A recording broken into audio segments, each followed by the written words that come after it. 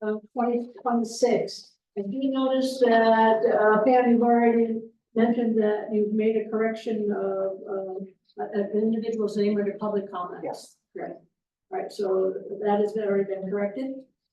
And is there, any other thing in the minutes? Page 1. Page 2. Page 3. All right, I will entertain a motion. So Mr. Butler? Yeah, Ms. Brown. All with the corrected, as amended, all in favor, say aye. Aye. Aye opposed. Wonderful, thank you. In regards to public comments is our next order of business. Again, this is the time that we, welcome, anyone in the audience and on Zoom who wishes to, speak to the planning commission. You'll remember that we do have a public hearing associated with, the special use permit. So if you're here to speak about that particular, application, we'd ask that you wait until that time, in regards to your public comments. Because that, it's part of the public hearing, that is part of the, public hearing. So with that, we welcome your comments. Speakers respect 3 minutes time limit for individual comments and 5-minute time limit if you are speaking on behalf of a group. And we appreciate if you would let us know what group you are speaking on behalf. If you would come to the podium, state your name and address, and we will welcome your any comments you wish to do. So I will open our public comments. If anybody wishes to speak to the commission, row 1, row 2, row 4, row 4. Row 5. Is there another row back there? Oh, and then we have a standing individual. Please come forward. Have that, don't see that. Still standing. Yes. Pretty good. You know, I'm Dale Harrison. I'm here on behalf of myself and my neighbors and other property owners and citizens that care about the uncontrolled short-term rental situation in our community. We made a big deal.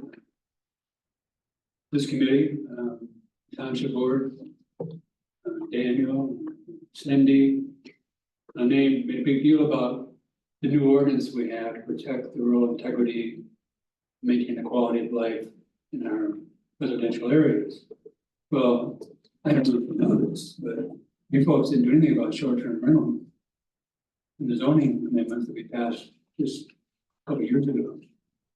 And the reason for that is you don't have much control over it because it's all under the control of the Saugatuck Township Board, the police authority.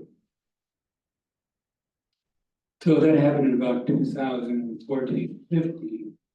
So since that time, anybody that wants a short-term rental in our community, they can Saugatuck Township, all they have to do is pay the $350, and they have one. There's no public hearing, there's no special land use approval required. There's very few regulations, if any. This is puzzling to me. It should be to you. You guys are the planners for the township.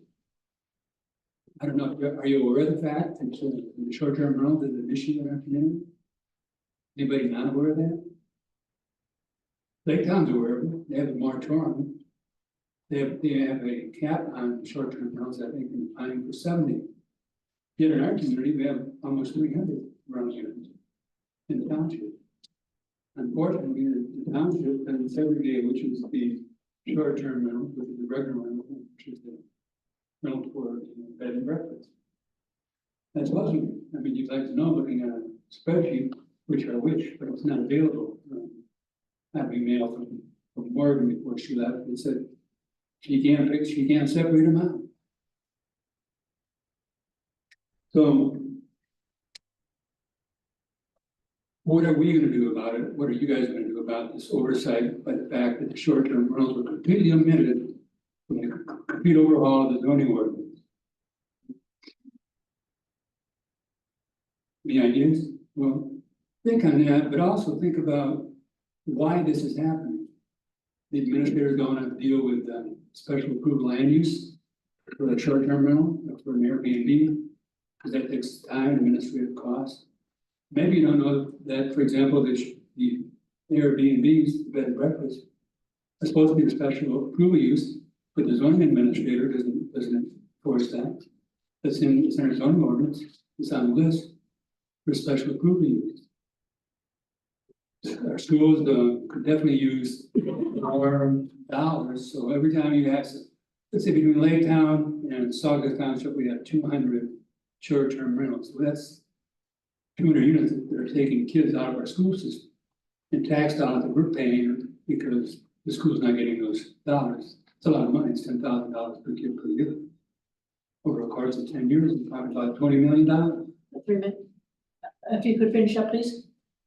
Well, I'll be back after the final three sessions, after the other meetings taken care of. Thank you. Thank you. Anybody else in the audience wish to address the planning commission? Is there anybody on Zoom, Pam, that wishes to speak on the public comments? Not showing anyone. If you're on Zoom, can you please raise your hand if you'd like to speak?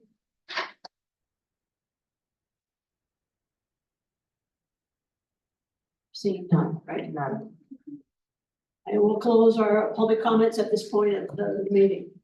All right, so under new business, we do have a public hearing associated with special use land used for a private marina serving the Pine Trail condominiums, 5 cabins on 2.744 acres, a portion of the parcel 03200403, address 3525 Dugout Road. The applicant is Scott Osgoff, and then Carl's here. all right, so with that, I will make sure I get this right order here. Sorry. I guess the first thing we need to do is this one in. Okay, thank you. Thank you. Commissioners. I just wanted to provide a brief overview of the request before you today. This is a special land use for a private marina. This is located at the Pine Trail, former Pine Trail camp area, the applicant is Scott Osgoff. The address is 3504, 3508, 3512, 3516, and 3520 Dugout Road. This is in the R2 district on a 2.744 acre parcel. This is the same parcel that you guys, where you considered a 5 cabin condominium project a couple months ago.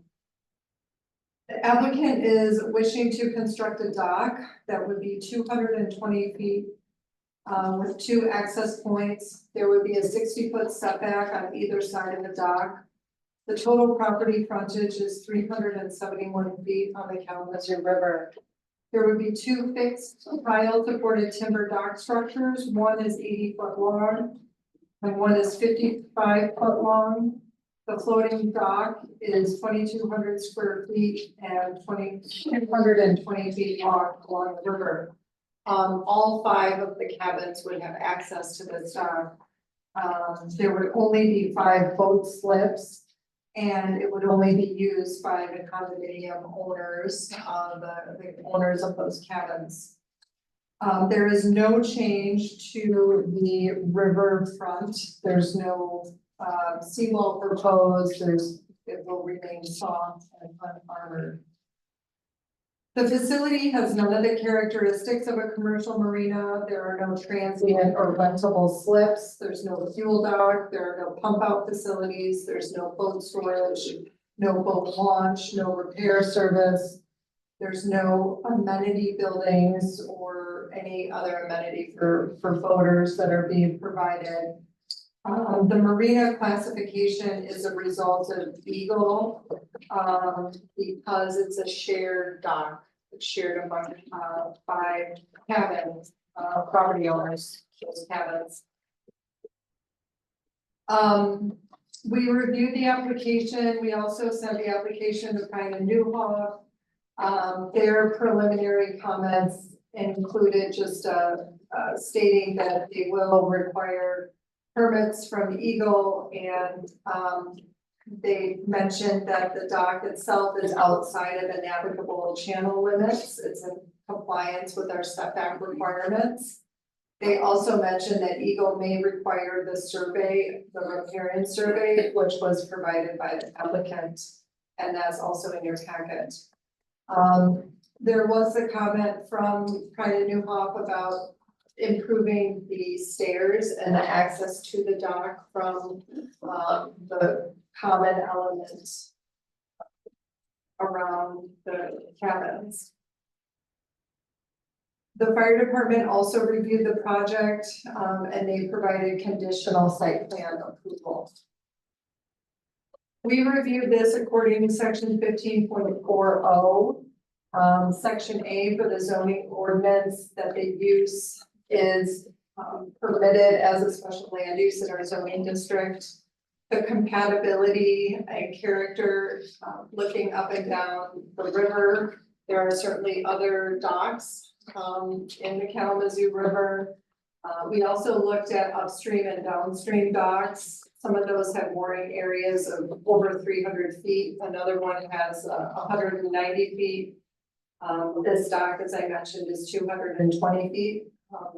Those other docks that I mentioned are for one parcel, one property, whereas this one, while it is one property, it's essentially serving 5 units. In terms of public services and infrastructure, there are no new proposed roads, no new utilities anticipated. They've received conditional approval from the fire district. The channel setback is met. So we didn't find any issues with public services or infrastructure. In terms of impact and nuisances, we didn't find that these activities would generate noise, vibration, fumes, smoke, glare, or odors beyond what is ordinarily found with a waterfront residential use. And further, they're not making any changes to the riverfront, so that would minimize environmental disturbance. Environmental impact, there's no dredging proposed, the riverfront will remain naturalized. The wetland survey was provided, we didn't see that there were any conflicts with that. We do have a condition, if this were to be approved, that any and all state, federal, local permits be granted before any building permit be issued. And then in terms of traffic, other than, you know, the boat traffic, but there could be boat traffic whether there's a dock or not. That there wouldn't be any additional vehicular traffic. We also looked at our ordinance in terms of how density of docks and slips are calculated. We do allow these, the applicant is seeking, as I said earlier, 5 total slips or accesses, and each one would be 40 feet in length. If we were to approve this, the applicant did a calculation and we verified it that if they were to do individual docks based on the amount of frontage, they would be able to have 6, 7, 8. And so this is well within what our ordinance would allow. 6, 7, and 8 docks or Well, slips? it would be, let me get the exact.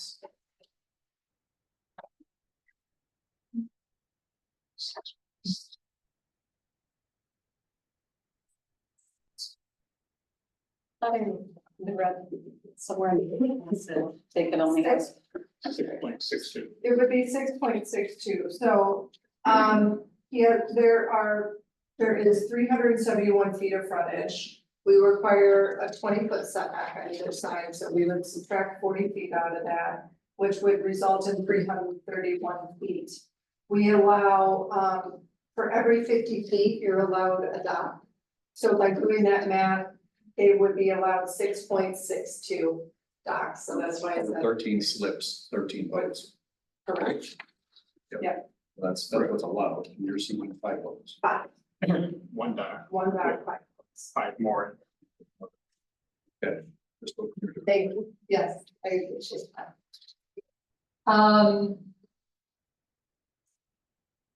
Yeah, so we did that slip count calculation, based on our review, we're recommending approval of this, proposed use.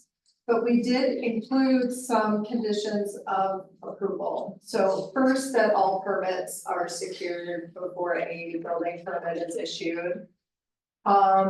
Second, that final plans incorporate the fire district requirement and show the proposed land and dock access improved. The third condition would be that the applicant seek and receive approval to amend the condominium plan. So that condominium plan that you reviewed a few months ago should reflect this change. We would also want to make sure that the condominium documents are updated in language as well, that state that there would be no liveaboard, transient or rental slips, no vessel storage, fuel sales, pump out services, boat launch, maintenance or repair, amenity buildings or any commercial services. We want to see that those documents reflect the allowance of 1 40-foot slip per condominium. And that we would want those reviewed by the township attorney prior to permitting and recording. We would also recommend condition related to the use that it is private. It's a residential shared facility for those 5 units. Limited to the use by those owners and those condominium units and their guests. That this would not be a commercial marina. That there would be no more than 5 boat slips. That the construction of this dock be in accordance with the plans that were supplied to the township. That no boardwalk or dock extensions be constructed until the final condominium plan would be amended through the planning commission. That the dock not extend beyond the riparian interest lines. That there be the 162.5 feet of clearance from the channel.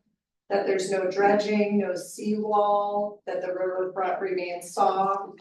That land access from the bluff to the dock be provided via stairway and that be approved by the fire district. We also incorporated all the conditions from the fire department in their review letter in the recommended condition and just the general standard that the use runs with the land. So if they were to do any changes to that dock or the use, it would have to come back to the planning commission.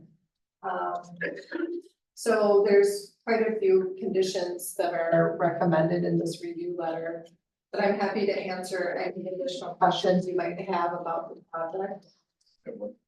Is the entire dock structure considered general common element with specific slips considered limited common element assigned per cabin?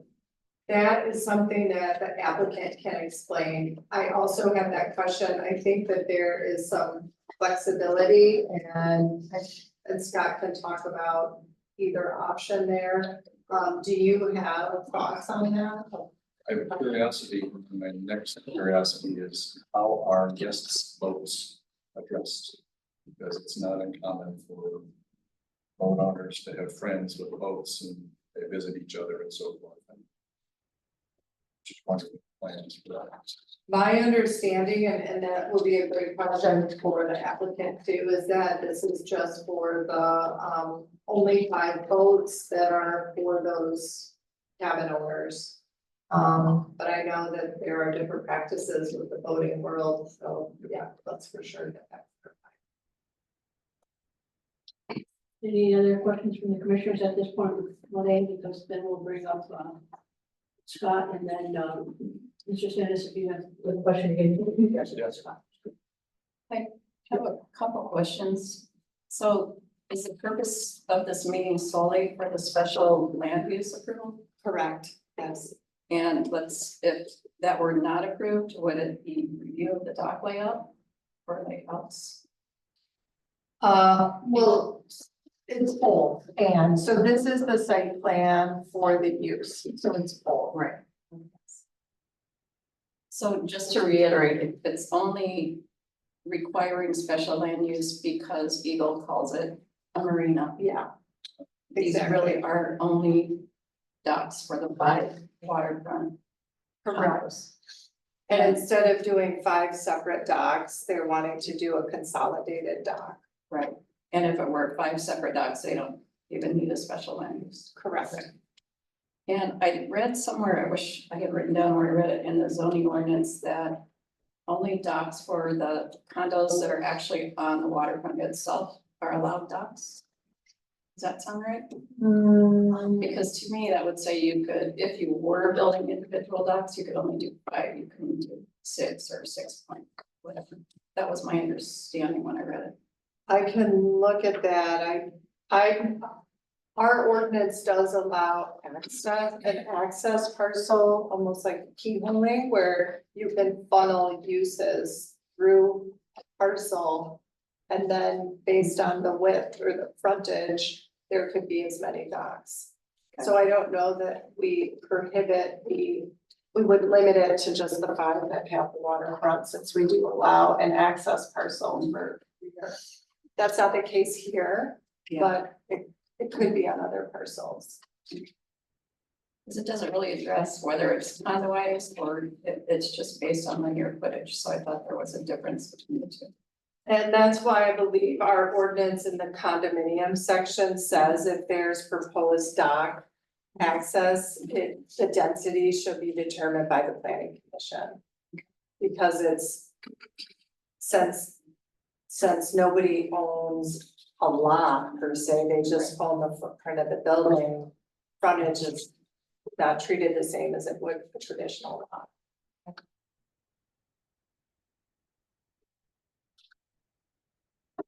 Any other questions to Renee at this point? Realize that you can always come back. I understand, this is the one question that when we approved it, we discussed the timing of when they had to ask for that. And the ordinance says that we had to do that at the time of the condominium approval, that was in March. Now, I will admit, it looks like he got his approval and got on this the next day because he filed the application April 1st.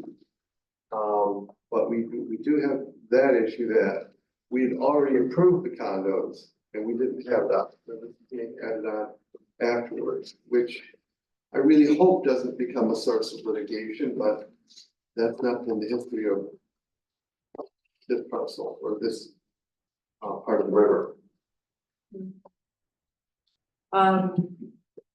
That is, you are correct with those dates. I don't have the full email, but there was an email in June of 2025 about 5 docks at that time. I think,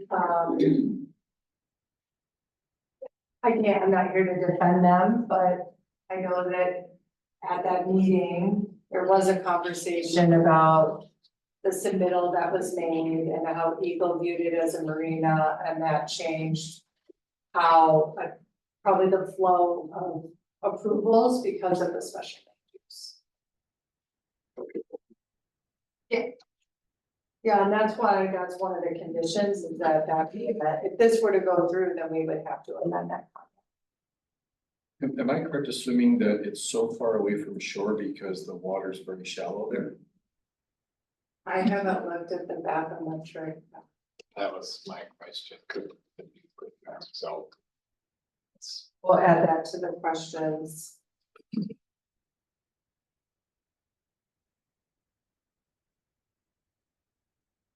I guess I do have a few more questions, so. I hope I can answer. If not, it was it's probably more for staff, but. He's assuming that all 5 of these cabins are gonna own 40-foot boats, so it's actually the slips are. More than 40 feet long, because you're proposing 40-foot boats for each condo. Right. And the average length on that lake is 24 to 30. I mean, even 30-foot boats are, you can cruise and sleep and go up anywhere you want. on the lake.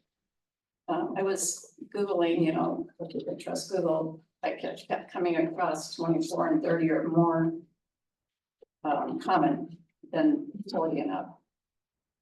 And I don't know that, okay, so if this were approved, I don't know that you really should base all 5 docks on 40-foot boat. Because not everybody's gonna be able to afford a 40-foot boat. Probably cost more than the condo. So, Lynn, I guess I'll follow up on Jackie. The one issue I would have, I mean, we're only hearing a public hearing, tonight.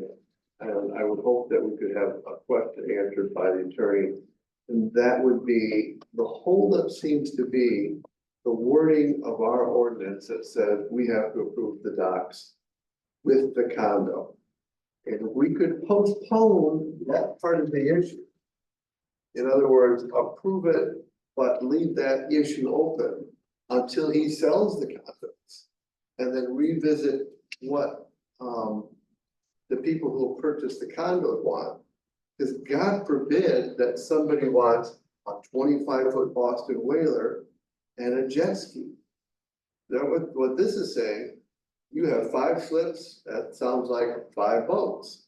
And you could have, as Gordon put it out, up to 13. So if we could postpone that determination, give him some flexibility on when he sells these, we wouldn't have to look at a 200-foot, 220-foot, 2/3 of a football field dock. We'd be looking at 5 docks. Some of them might have 1 or 2 boats there, which I think is a reasonable use of the river. Plus, as Gordon also pointed out, by not going so far out of the river, he may be legally able to go out that far. But I'll guarantee you that by the time July 4th weekend comes along, boats don't go in a single line up and down that channel. You'll have 2 and 3 lanes on either side. Kayakers squeeze to the side of them, and it's gonna get tight right there.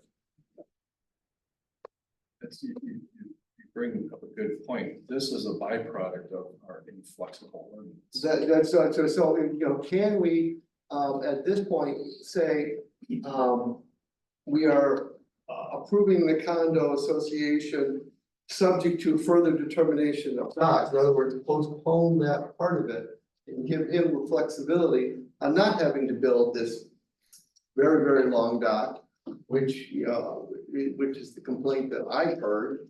I don't know if that's possible. I think it should be.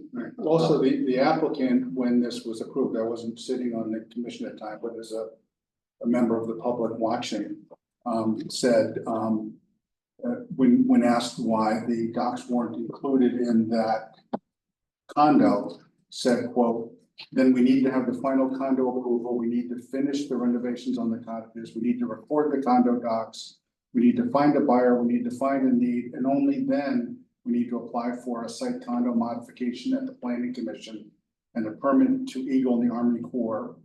Hopefully, we can do that one time for 5 customers, not 5 individual times, but there's no guarantee I can give you at this tonight that it works that way. So that's what, when the planning commission at that time approved the condo itself, the condo ordinance, that's what was stated in terms of the docks by the applicant. Right, and my guess is, we'll ask him in a few minutes, that after we went home and read our ordinance, litigation that has ensued along that river, he had to file this, so our ordinance may be causing the problem, and that's not the problem. Okay, I'm gonna hold us for further discussion, we'll keep everything, write it down, whatever. And I'm going to allow Mr. Bosco to come forward as the presenter of this application. Thank you. And then we'll have the public hearing, so know that. It's gonna be short compared Promises. to promises.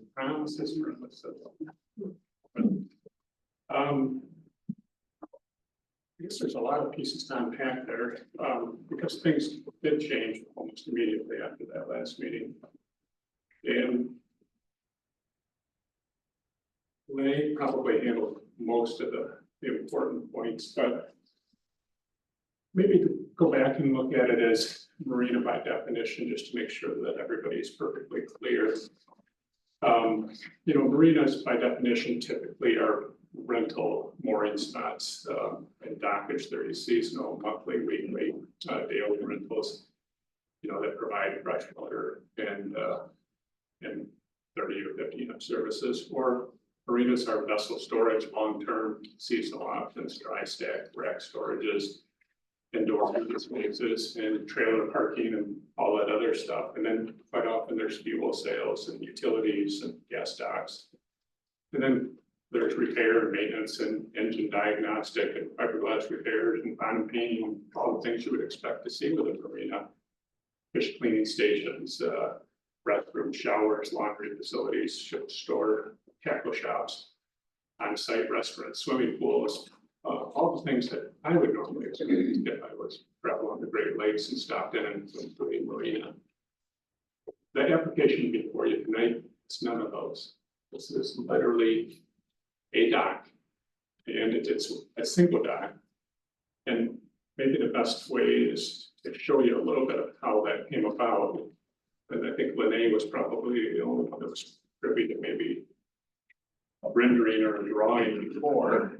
Is this was when I originally visited Eagle and the Army Corps.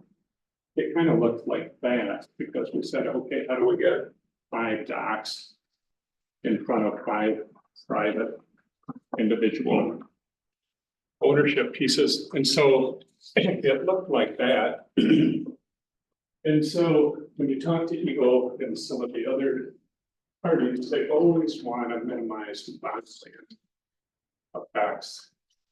And so the more I looked at that and realized the number of poles that we would stick in the ground for those permanent structure and the amount of area that we cover on the bottom lands, it seemed like it, and it wasn't, I realized you guys are thinking that maybe it's a better decision to give the people that would buy these an option. And I think I told you at that meeting, I was more against that. I would rather not have the people have an option, because if 5 individual people own these places and 5 individual people apply for a dock, there'll be 5 different kinds of docks. There'll be 5 different kinds of building materials. There'll be 5 different lengths, 5 different everything. And I'm more of a uniform, consistent, I don't know if we want to call it plan or whatever, but I was looking for something that would be consistent, would be neat and clean, wouldn't encroach on the neighbors, wouldn't encroach on the navigational channel limits, something that would just stand the time. And then literally, if you got a 100-foot boat, then you shouldn't probably buy one of these cottages. And if you have a 60-foot boat, it's probably not the right one for you either. So we came up with a plan that's before you today, which I think everybody has, is a single dock, which gives 5 people the ability to have a 40-foot boat. And I realized that you came up with some numbers. The people that did the study for the harbors that are on this side of the lake in this lower area identified that the boats range from 40 to 45 is the actual average. There's a letter on your desk from one of the neighbors here that actually did his own viewing or whatever down the river. He came up with 39 feet, I think, in the letter, Mr. Wallace, that's in front of you today. I believe he's probably rather accurate for the area if there was maybe an average, but that is literally what has been found. Now, I realized 200 feet is clearly bigger than 40 feet, but again, this is a 220-foot dock with a little bit of room, you know, for maneuvering for 5 people with a 40-foot boat. And so when you look at that and go, okay, it's still maybe a little unusual for the area. And I don't know how many people have been on the river, but there are 3 docks that are downriver of this proposed dock. So the 3 docks that are downriver of this, the immediate one, downriver of this is a 30-foot dock. And in my mind, it appears to be not a great design, and it doesn't have great maintenance because at this point it's an unusable dock because of the water depth, with the water going down. And then if you go to the next dock that's down the river, That one is at 355 Dugout Road. And that dock has a mooring space of roughly 200. There are a lot of these. So I got two, so you might have to pass them around. I was running out of ink. So the immediate next dock over is 200 feet of mooring space for a single family home. And there are only 3 docks downriver. So the next one is the Denison dock, and that one is 309 feet. Plus it has fingers on it that make it more usable for more mooring space than that. So I was on Google looking at those this afternoon. And I thought, what about upriver? And upriver, there's kind of a new version of the marina at the old Peterson house that's got 221 feet of viable frontage. But if you include all of his fingers, it's more like about 400 to 500 feet. So is it really that much difference than what the immediate neighborhood is? If 3 of the docks that are literally immediately down the road, actually the same size or larger, and they serve a single family residence, then one at 220 feet for 5 individual owners instead of the 5 separate proposed docks.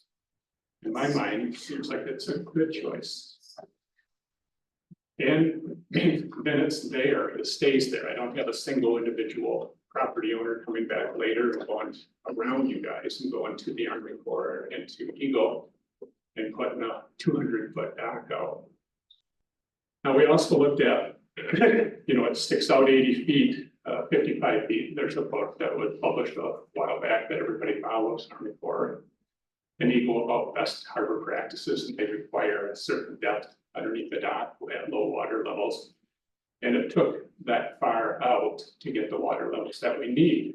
And we could put in a seawall and dredge the whole area and get the depth that we would need, but I would prefer to have a soft shoreline stay there if we could. And pushing the dock out, I looked at it, and if you look at it literally on Google Earth or whatever, this is a wide part of the river. The distance between this proposed dock and the actual Army Corps navigational channel limits, the nearest area is 162.5 feet. That's a significant, distance between the end of this proposed dock and the navigational channel. So I didn't feel that it was infringing on anybody's voting rights because it does get wider at that area.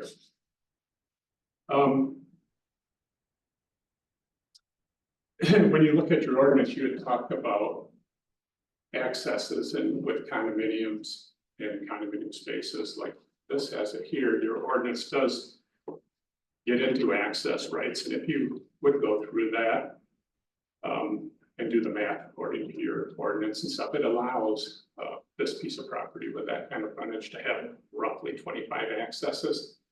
And tonight here, I'm trying to get it so that we limit it to 5, so that it stays 5. It's never 6, it's never 4, and that there is no possibility of having it larger. So we're asking you to approve it as 5.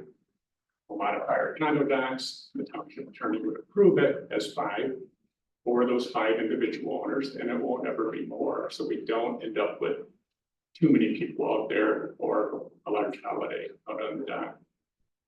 And then again, slips, I kind of just ran through your math because ordinance is pretty clear on the math and stuff, and Lene is correct, it's 6.62 docks, which is 13 slips. I don't know what you call this, because technically it's 1 dock, but we're going to try to use it for 5 spaces, and you're right, it's a general common element, the shadow of the slip would be a limited common element. And so I'm trying to limit it to that space and to that number of boats. And Lene put in a whole bunch of restrictions, which ironically is pretty similar to the restrictions on the other marina application that was before a previous board at another piece of property down the river for their same thing. It's again called the marina because Eagle has a box you check when you apply for it when you have water. As far as they're concerned, it's a marina, and so it didn't seem wise to go check the box as a marina on my Eagle application and not get in front of the township first and see if we could identify a special use permit.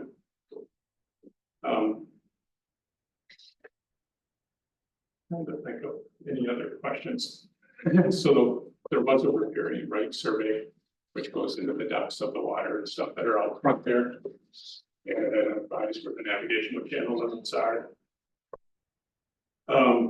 Obviously, this dock would be replacing the two seasonal docks that are already permitted on the property there from the previous landowners. And trying to think of anything else. I think there was a question about gas and why you settled on the 40-foot. Just because historically, that's what most of the slips are in town here that are, in demand, and that's literally, based on the, survey that was done by Eagle, actually, and identified what the most common used slip was in both this area. And you hit it right on the head earlier, is the last time I was here, Eagle wouldn't permit it as private individual single docks. And I literally, after the approval of this, I emailed it to them and said, well, have to be back at you later. We got approved as a condominium, and now it's general common element, and emails went back and forth. And then I sent a self-serving one that's included in your package tonight, where she said, well, great, now you're a marina. And so a marina, you're allowed to articulate what you believe the need is, or I couldn't do that before. So that isn't the weirdest twist you've ever heard. Before, I couldn't get it with its individual docks because I couldn't identify a need.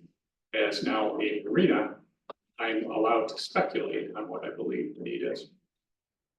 That's why things changed and flipped so quickly. So will you allow boats to tie off to other boats? No.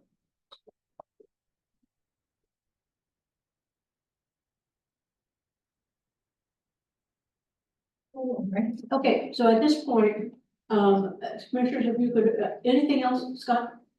Want to add? I mean, I'd be happy to answer any questions. Well, I'm trying to think and of they anything else. may, once we get to the public hearing and so forth, as we come back to the discussion, commissioners may ask you some other questions.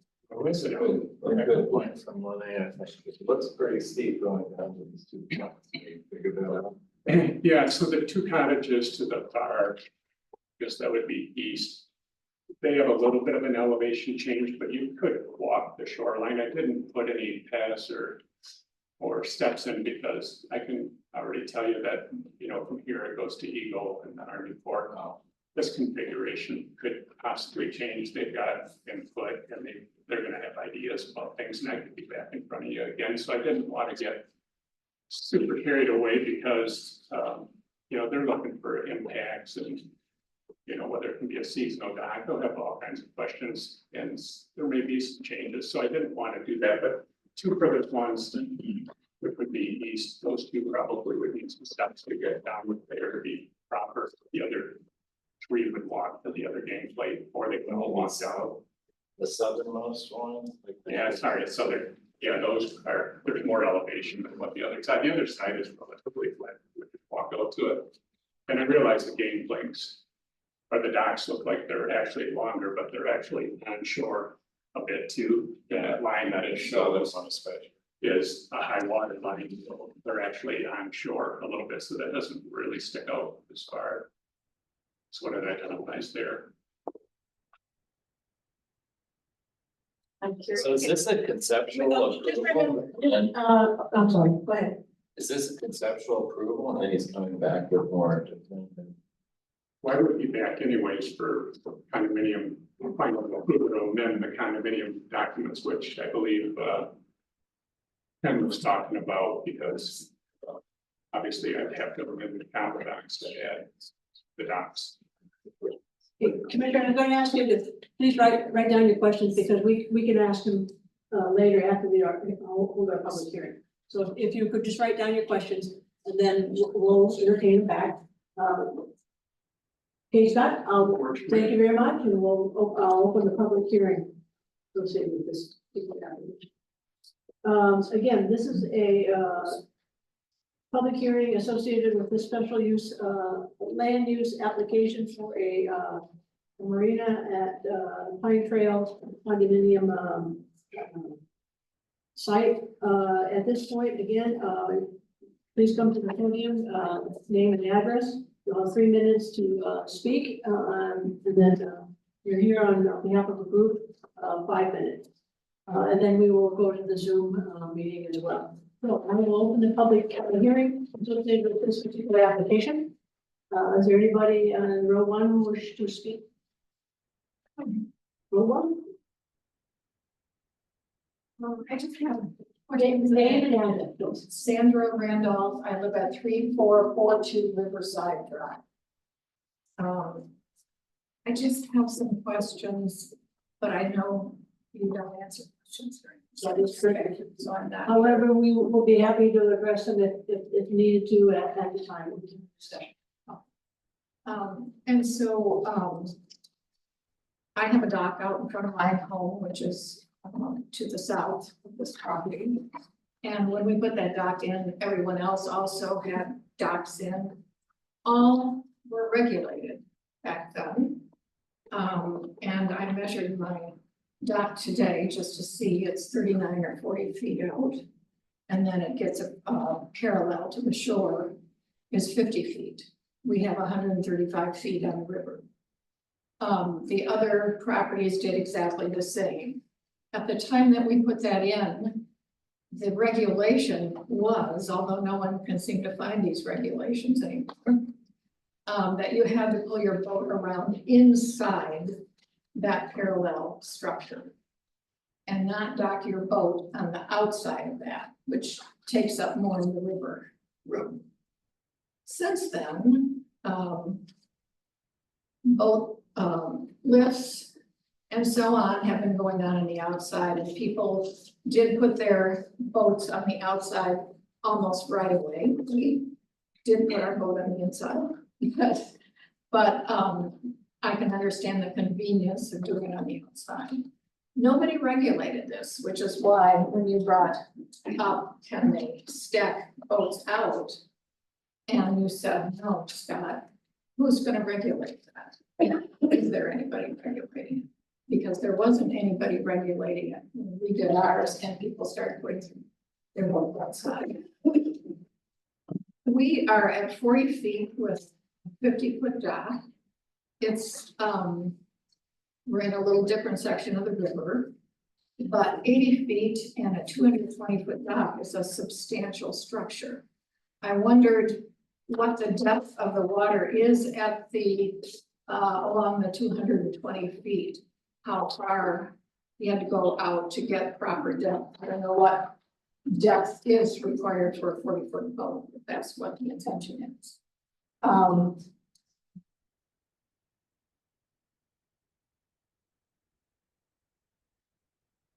You know, you talked about, Scott talked about that it was 162 feet, the width of the traffic, I guess.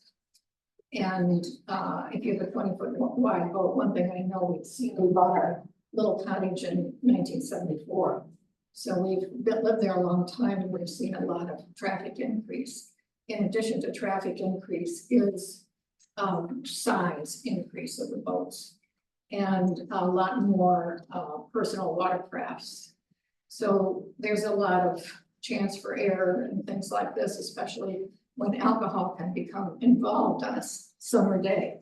But if there were at 162 feet, if you had 5 boats that were 20-foot wide, that would take up 100 feet. And then you'd have to have space between you and the boat next to you, or you and the boat coming this way. It doesn't really allow for heavy duty traffic. These are just questions I'm sort of gathering today to look at it. And it just seems a long way from the shore. That maybe 80 feet is a long ways from the shores. Maybe that's necessary, that's all. Thank you.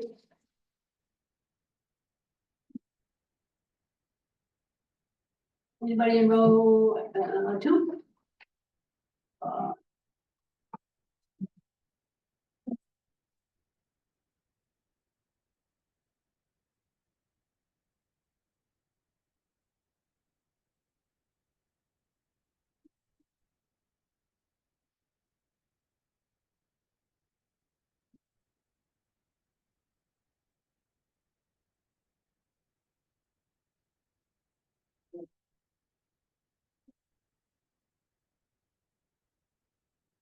Good evening. I'm Bobby Gaunt. I live at 341 Main Street in Saugatuck. And as board chair of the Coastal Alliance, I will take 5 minutes to speak on behalf of the Alliance this evening. Thank you. The Saugatuck Dunes Coastal Alliance is not opposed to North Shore of Saugatuck constructing a shared dock system at Pine Trail Camp. We are opposed, however, to the length and width of the dock system being proposed. The width of the entire system is 220 feet, with the length of one dock being 80 feet and the length of the other dock being 55 feet. We believe this design is inconsistent with the township's standards of review of a special use at the river mouth and with its master plan. We also believe that this design has the potential to alter water flow and erosion, resulting in sediment buildup, causing habitat disruption. Compare these lengths, 80 feet and 55 feet, to the average length, 39 feet, of the existing 25 docks on the north and east shores of the river, and to the average length of 33 feet of the docks belonging to the immediately adjacent neighbors to North Shore's proposal. The proposed length of the North Shore docks at Pine Trail violates the following standards of review of a special use at the river mouth R2 district by failing to adequately address the following requirements. Is the proposed dock marina design compatible with adjacent land uses? We believe dock lengths of 55 and 80 feet when compared to an existing dock average of 39 feet are incompatible with the character of the river mouth. And as we have noted, the length of the docks on each side of the proposed marina is 33 feet. Will the site design and the use disturb existing uses in the same general vicinity? Yes, the site design will disturb existing dock usage and use sheds of its neighbors. Will the site design be detrimental to the property because of excessive visual impact?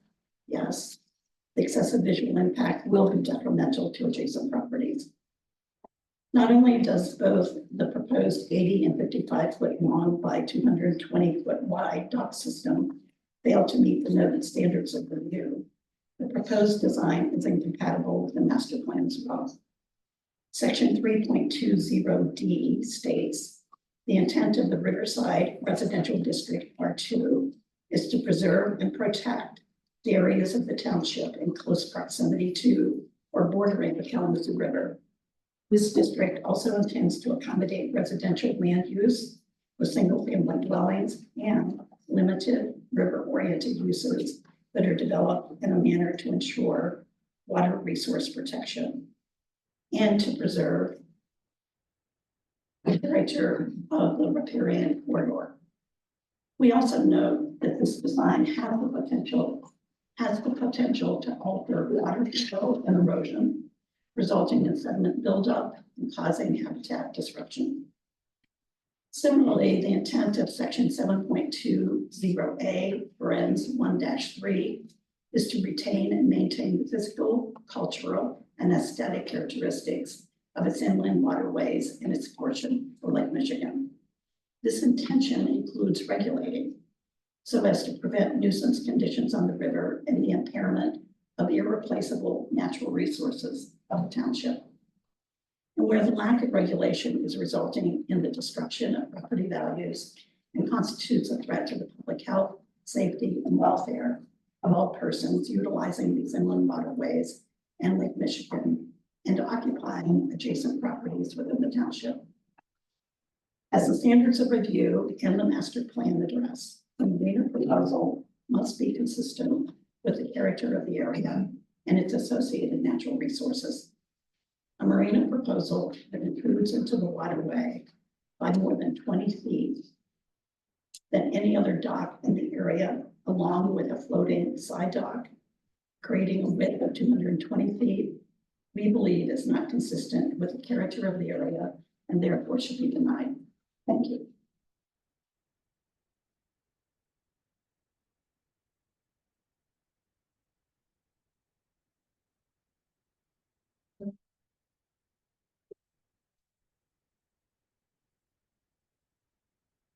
Hi, hello, Andy Crash, 904 Elegant Street in Sagatuck. And I've been a voter in this area for over 40 years. The only thing that I'd really like to see here and be sure that happens is you stated there is a 162-foot setback from the channel. I don't know if that's from the middle or from the edge, but it's a required setback. So I'd like to be sure that that setback is applied to the outer gunnel of the biggest boat that might be tied up on the dock. And I would assume that the boats are gonna want to tie up on the side, they have to, by your description of the plan. And I would also assume that there won't be courtesy piles. Because I don't know how you get boats moving in and out of the current piles, but if there are piles, then that 162 feet applies to the outer pile. Versus just and just simply because any obstruction to the traffic through there is going to be bad. There's a lot of traffic through that area. We can only expect it to get worse. So we want to be sure that we maintain adequate clearance for the heavy boat traffic that, and particularly the CM. Thank you. Thank you.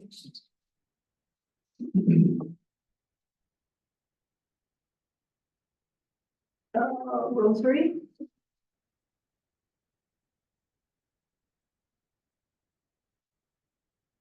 Row 4.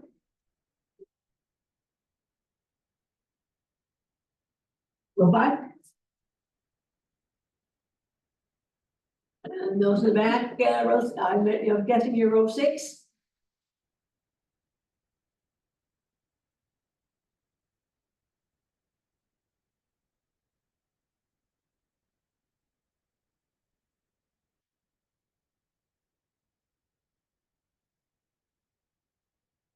Again, I'm Dale Harrison. Live at 3108 62nd Street, Sagatuck, overlooking the river.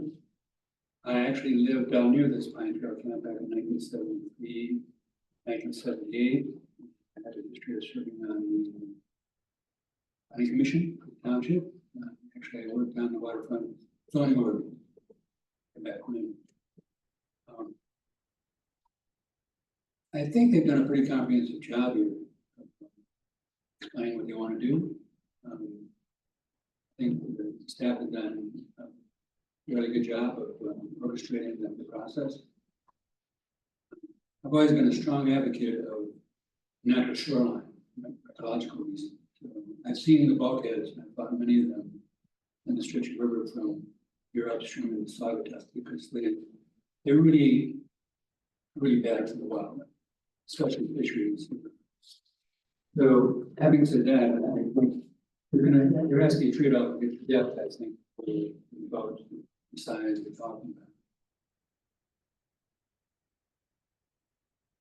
We have a couple points I want to make. There has been a lot of dredging before and after, so I think one of the conditions that we're not dredging to be allowed near the shoreline, or actually on the project, once there is approval given for the way the docks are laid out.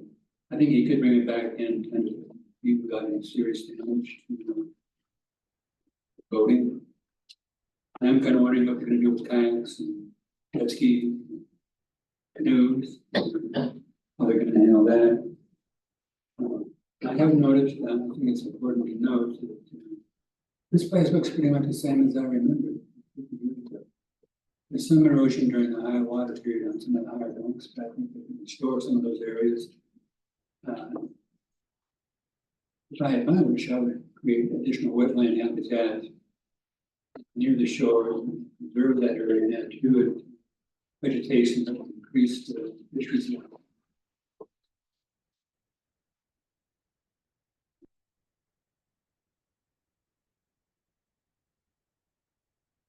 The other thing I think it's important to touch on is that if he's willing to talk about hot slips, this kind of waterfront, that's a big reduction in what could be out there. As far as the number of slips, it could be allowed in that area. So that, if you're willing to condition that, I'm talking about some ecological improvements, bring it back maybe 50 feet from where it's proposed. Yeah, I mean, that's good. Thank you. Does there anybody else wish to speak? Okay, I will go to Zoom if you, is there anybody on, oh, you wish to speak? I'm sorry. I'm sorry, I didn't see you. I was slow standing. Oh, okay.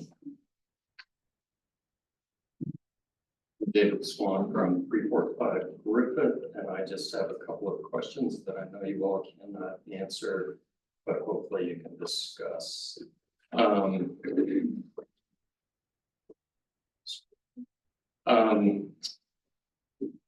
I appreciated the applicant saying that he's trying to make a difference between having to poke holes in the river bottom, between having 5 docks and 220 feet, though I quickly counted 38 piles on the drawing for the proposed 220 foot wide, 80 foot long dock. So I'm just wondering exactly what the difference would be if you all discuss.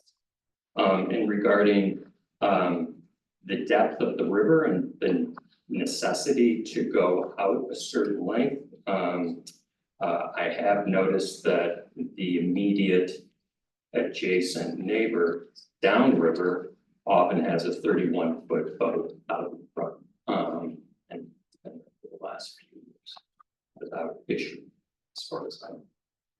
Thank you. Thank you.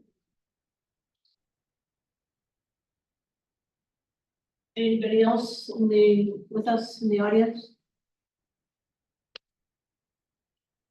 I will go to Zoom. If somebody on Zoom wishes to address the commission in regards to this application, please raise your hand.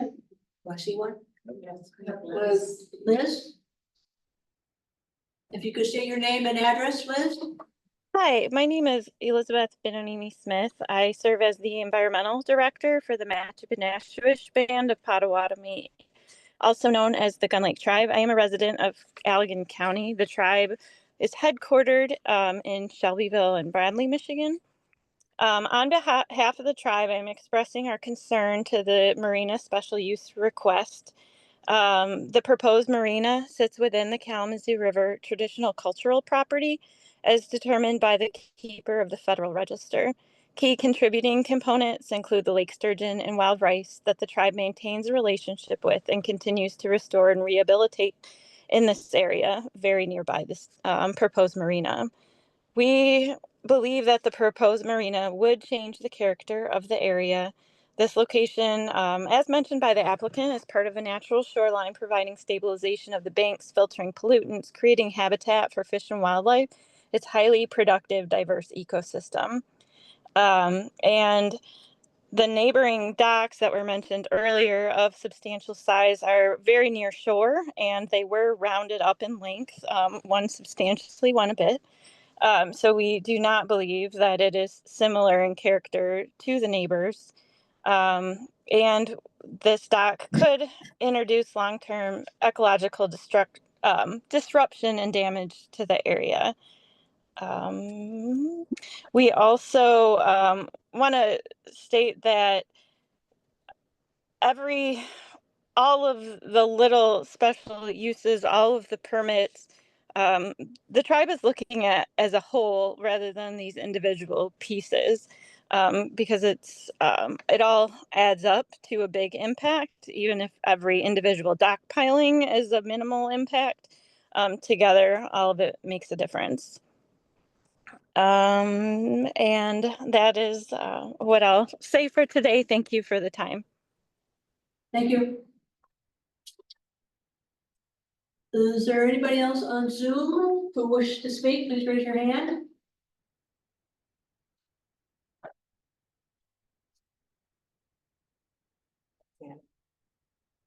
Okay, therefore, With that, I will close the public hearing regarding this particular application. Somebody, does look like Scott raised their hand.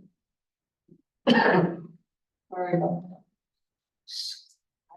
Okay, well, I'll let Scott, Scott, do you wish to speak? And then after Scott, I will close the public hearing. I do. Can you hear me okay? Yes. Okay, good.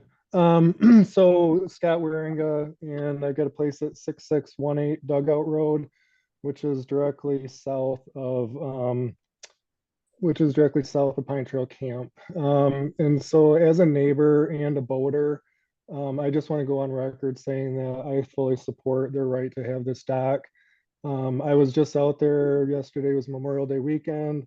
We were going up and down the river, and knowing that this was coming up, I paid real particular attention to how it would feel as if there was an 80-foot dock right there, dock that came out 80 feet. And one of the things that I was surprised is how much the river widens and opens up right there.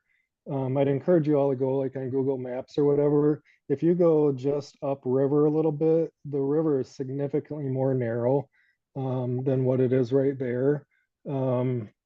So if a boater or kayaker can navigate successfully just a quarter mile upstream, they're going to be just fine right there. And then one of the other things, I'm kind of surprised Scott hasn't talked about this, but that dock design has boats parallel parking, and most modern 40-foot boats now with bow thrusters and whatnot, they basically have the ability to kind of crawl sideways.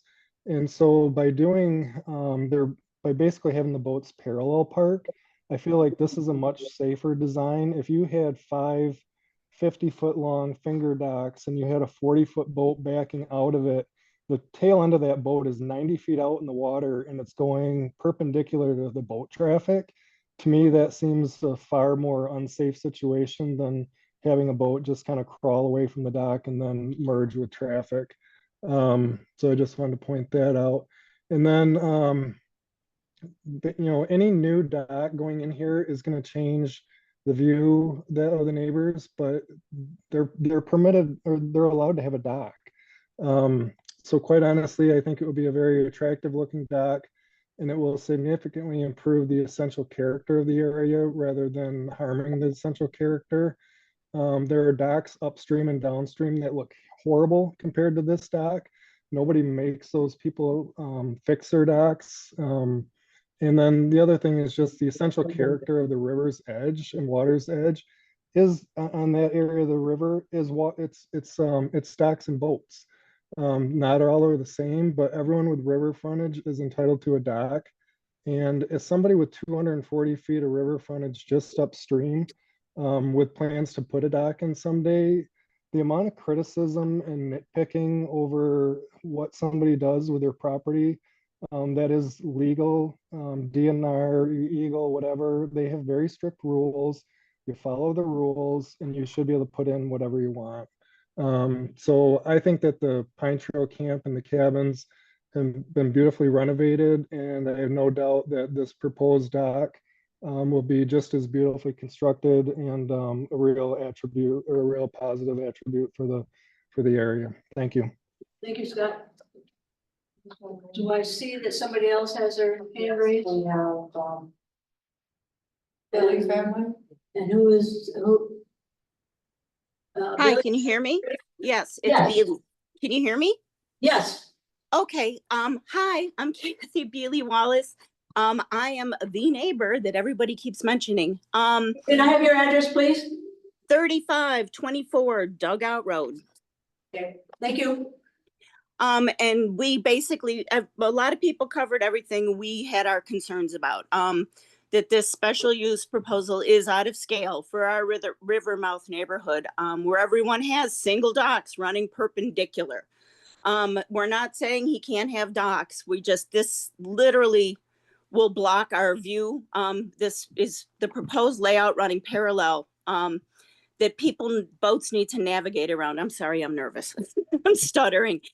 So it's contrary to what this special permit application claims. This marina is not consistent with the neighboring homes, nor the aesthetic of this Rivermouth neighborhood. If this were allowed to be permitted and built as requested, once boats are docked, this large-scale marina dock will block our view upriver, and the neighbors riverside will have their views blocked as well. This dock will make getting around on our dock much more difficult, causing us to have to pivot out at an angle against oncoming traffic with a blocked view of what is heading right at us. And I'm concerned about the impacts to our neighbors' navigation on Riverside as well, where the dock is coming. They literally will have to like pull in and turn. It's going to mess their navigation up in docking as well.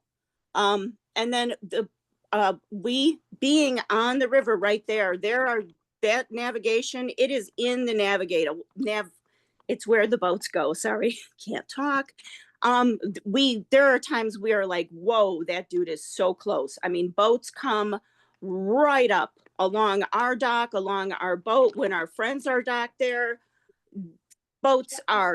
This dock would be out in where boats traverse. And then that's where the kayaks and canoes, it would force them out into the more navigatable, sorry, I can't speak that word, channel.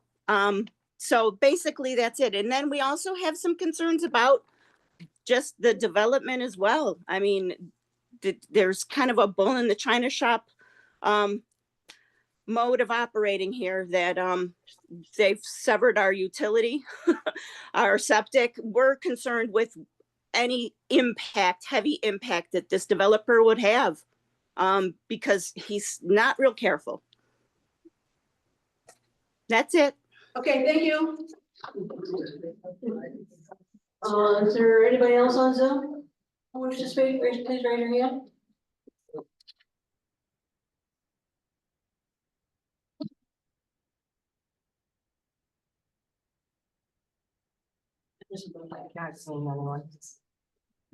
All right, so therefore, I am going to close the public hearing regarding this application.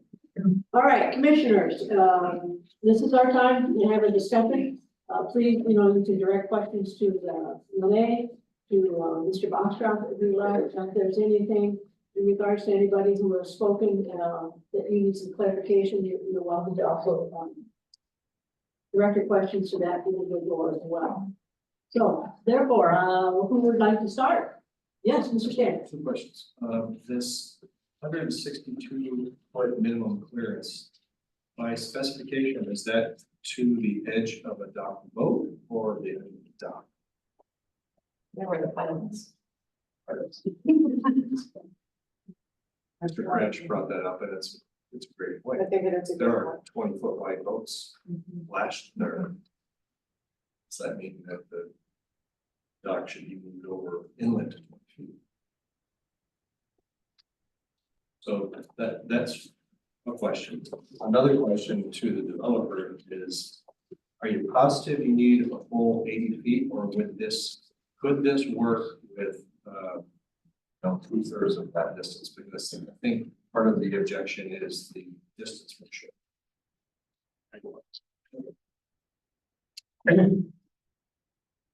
That's the original application, but. Let me try to clarify a little bit. So, more about I don't know anything about anything, but I know enough about the permitting process with Eagle and the Army Corps when it comes to marina or boat dock. And they will not permit a boat dock these days that's going to fail. In other words, they're not going to permit one that you place in 1 foot of water or 2 foot of water so that you can come back immediately when the water starts going down and ask for a dredge permit. They look at those things ahead of time, and now they have a best practices manual that they use. So if you look at the drawing that's before you, the reason that that dock was actually out there, the elevation at that dock along that edge is 574. The edge of the water line at the time the survey was done was 580. That puts it at about 6 feet. I'm doing this a little bit by memory, but I think standards for it were like 5.43 feet. Couldn't be less than that at the all-time low water level. And so that is exactly why it is placed where it is it needs to get out there that far to be able to get in open water so that we do not have to dredge. It would be really easy, well, it would be easy, but it'd be a different or maybe a different perspective is we could put a steel seawall in and we could dredge out a lot of the spoils and pull it all in further. Like pretty much all of the other docks that are along Kalamazoo River for the most part, because all the way from the city, actually to the Army Channel, I think this is the only piece of property, I guess a couple of little spots that are half and half. That is still a soft shore on the scouring side of the river. The other side obviously is a completely different thing. But I know that if I pull that back in, I won't have the depth that I need when I get in front of Eagle and get in front of Army Corps, they will push it out. I also know that if I wanted to build a lot of slips here and say, we'd like it to be access for 20 of my closest friends that don't live here, your ordinance allows 24 accesses, and the Army Corps and Eagle will permit up to the edge of the United States Army Corps Navigational Channel, which is shown on this drawing. And so that is the channel where it's the greatest depth, where the boats are supposed to be trafficking. This is way outside of it. And if you look at it, I didn't bring more than one, but the camp is right there on the river. And it is the wider area of the river.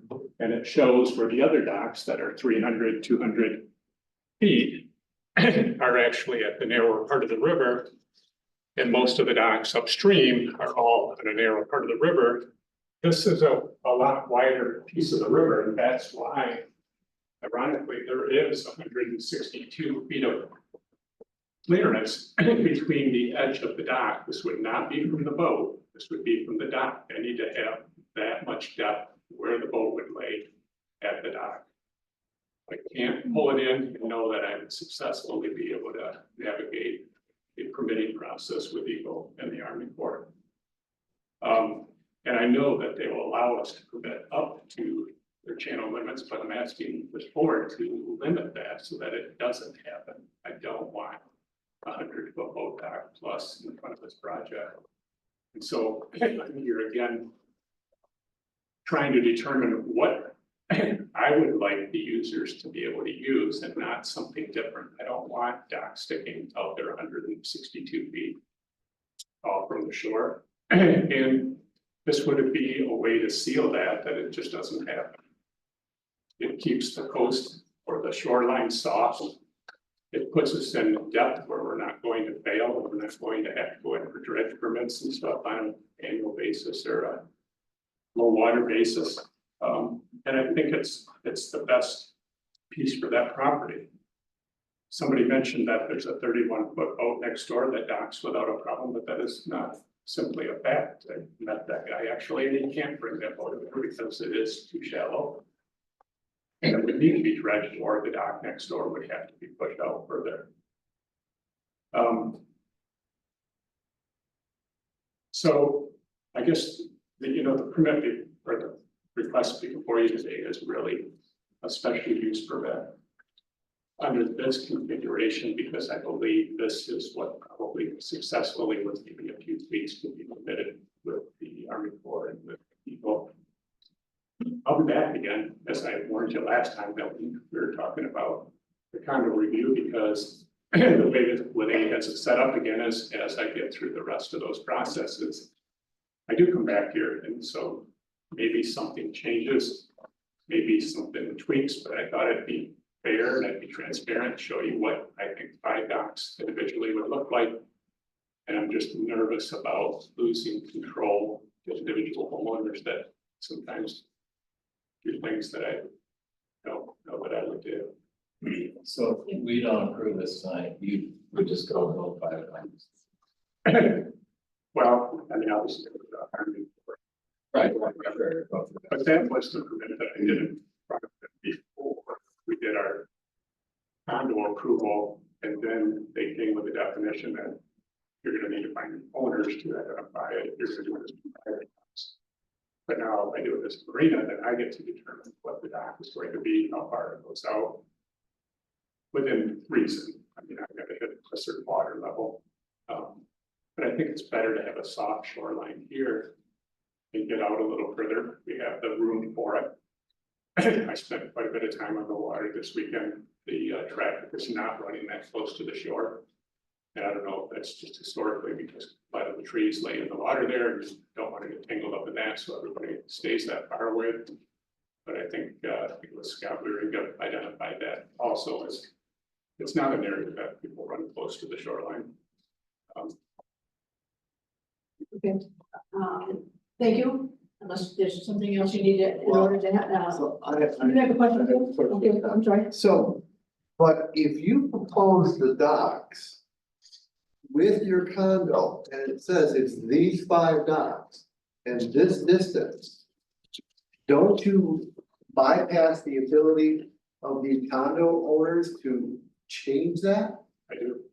Like, so you could have the 5 individual docks as your plan. You wouldn't have the 220-foot one sticking out so far. And you could also offer your potential purchasers the fact they might want us, a lot of these people are gonna have second and third watercrafts tied up, and it may be a small sailboat, it may be a jet ski, it may be, they'll be schlepping their kayaks back and forth. Because that's the nature of the river, and the grandkids are coming over, so we're gonna throw all the kayaks in. And so I don't necessarily buy the argument that if we don't approve this single dock, you lose control of what dock's going in there. You could propose the original plan of the 5 docks, which would be more piling, but it wouldn't stick out as far into the river. It would though, I mean, that was just a rendering, they're still gonna, unless I put a steel sheet wall in and dredge that area, that plan wouldn't pass the muster of the test anyways, I'd have to stick them out further. So that, those would even be out the same distance to get the depth of water that I need. No, you don't get to choose that, he chooses that for you. Correct, the river chose it. What is the depth that Eagle's saying that you need to accommodate? For the low water level, I think it's done by a book and I think it's 5.43 feet. And right now, if you look at the elevations on here with today's water, it's at 6. Off the edge of this dock. Is this entire structure a floating dock or is the long section not floating? The long section is the floating piece, the fixed pieces that come off the shore because the shore is a constant. Those 2 pieces are fixed, and then there's 2 gangplanks that ride it up, almost like the tide that you'd see in a coastal town or a marina around here. So in order to bring it back further, you would have to take this beautiful and push it back. And that's exactly what I don't want to happen now or in the future. So the goal is to make it permanent. And the condo plans permitted as this dock, and don't give prospective customers a choice. So how do you delineate what is the owner of condo number 1, his or her dock space and doesn't encroach on the next one? What if the owner of that says, I only have a 25-foot fishing boat? And the next owner says, well, great, I can tie up my jet ski there in that unused space. Yeah. Or I have a 45-foot boat and I need a little bit more wiggle room to moor my boat. So how do you set that firm, this is my parcel, part of the dock, and this is my neighbor's part of the dock? Well, I think you have it really on both 4 fronts. Number 1, it's in your condominium documents, there's a condominium association like a lot of us may live in that has a board of directors that enforces the rules of the condominium association. Number 2, you have a planning commission that's here tonight that's setting parameters that says it's 5 slips at 40 feet, which would be number 2, and you have an enforcement agent in your office here. For 3, it would be Eagle because you're permitting it again as this particular dock with this configuration with 5 slips at 40 feet. So if somebody has a problem with it or has a problem with somebody else's dock, then refer the correct agency to call would typically be Eagle. And then the last one, the 4th one, if you don't get the the answer you're looking for. From Eagle, you call it the Army Corps. Yeah, but the Army Corps is not gonna come out and say, you're using another foot of this dock that you shouldn't be. No, it would. So it would have to be- Really, it falls on the condominium association for the most part to enforce their own rules, just like it is with any condominium association, whether it's parking, trash, dumpsters, trash cans, lawn care, or whatever. So what, is it only the condominium association that would prevent people from parking an additional boat on the inside of that jutting edge of the 220-foot floating dock? Or along the sides of the fixed access ramps that go out to the floating dock? That's the only, I think that's what I would expect would be the first defense, but again, it would be the 4 items, because if you're permitting a dock anywhere on the river, but wasn't North Shore, it was somebody else. If you permit a dock for a certain space and you create an L shape and it's for one boat and you load it up with 2 on the ramp coming out and 1 on the inside of the L, that's not what you permitted it for. It's typically bottom lands with a shadow, then you're in violation of your permit. You know, whether that either complains or somebody does and takes it up with Eagle. You know, you have 4 different places of remedy. Maybe not 4 for a typical person down the river, because they don't really have planning commission oversight where you do here tonight. So we have. Well, unless you send your code officer out there in his kayak and he starts writing $500 tickets or whatever, I guess we'd have to have some sort of amount that if a homeowner is found to be in violation, then you should have our code enforcement officer have the ability to issue a violation. And whether we do it by, I guess you'd have to lay that out. Because if the 5 condo owners are sitting around having a beer and saying, we all want to have a second vote, we're not going to enforce it on each other. The only entity that might do it would be the township, and that would be the code enforcement officer. Because I can see 5 people saying, we have 220 feet of dock, and we're gonna put in our extra, you know, I want my 25-foot Boston whaler, and I want my jet ski, and I want, you know, I wanna go, or I have a Hobie cat that I can toss in. I think you'd have to include something if you went with the 220, just to stop that. Because their friends are gonna be stopping over and saying, we're just gonna tie up for the night. And one night becomes 2 nights, and then it's like, we had a good time, we stayed there for 2 weeks. And it's a lovely area, and it's a great part of the river, and it's an absolute blast to be out in that river in any size boat, going up and down, because it's fun, and, But if you have 5 docks out, who's to say you're not gonna have 10 boats? but you can have 10 boats, but if they were closer to shore. This is sticking so, you know, so far out. Right. And you could have 10 boats if they were different size. If they were 25-foot boats, you'd probably have 8 boats. yeah, so I mean, and I have to go out and think, I think you might be right about the width, but I gotta go out there and, on a weekend, and I haven't put my boat in yet. That's my bad, because I knew this was coming, but I didn't get to it. So, yeah, I would just love to go up and down the river and take a look at that and just drift along for a minute and envision what this would look like that far up the river. I think the only other thing that earlier is, if you look at this configuration, we actually set it back 60 feet from the riparian right of the property line. Yeah. So we actually brought it back further than our neighbors. I think we had one neighbor at 33 feet and one neighbor's at 40 some feet or whatever. So we brought it back further than the courtesy that the neighbors on both sides have extended to this property. So there is significant fairway distances between the two. And again, just reminding you, I gave you the 5 docks, individual docks as a visual aid, but they would have to extend also to the same distance in the river to be able to get the depth that we're looking for, to be able to get it successfully permitted. I think given that, though, we would have to have a condition that no additional docks could be built on this land. So if you're set back 60 feet from the neighbor to the, I guess it's sort of northwest, then you have to be 20 feet in for a dock. You could put another dock in there without having to come before the planning commission and getting a special use permit. You still have to, Because it's a condo association, you gotta do it tonight. You would always have to do that. okay. And that's for anything different, but the goal is to. I think this room is a little bit less than 40 feet long. Just for scale, I'm counting 2-foot ceiling tiles, and I think this room is a little bit less than 20 feet. It's pretty. I don't want to deny having a dock, but I just feel like I can't serve a dock of that size, assuming that all 5 owners are going to need that much space.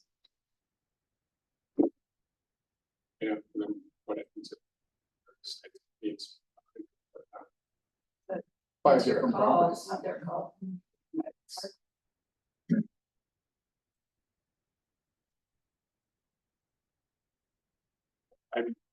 I showed you what the neighborhood is for docks already.